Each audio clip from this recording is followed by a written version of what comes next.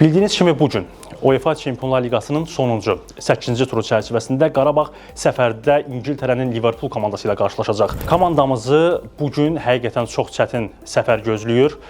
Liverpool komandası da Qarabağ üzərində qələbə qazanmağa çalışacaq. Çünki ingilislər Çempionlar Liqasında ilk 8-liyi hədəfləyir əsas mərhələdə.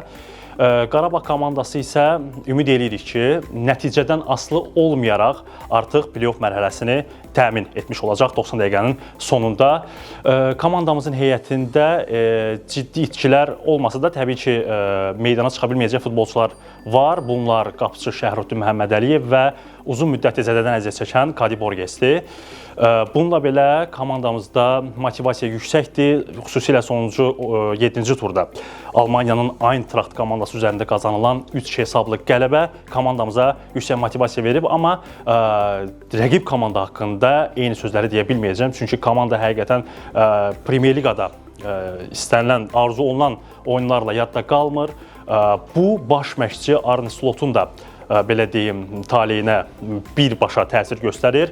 Buna görə rəqib komanda Qarabağ üzərində mütləq şəkildə qələbə qazanmağa çalışacaq.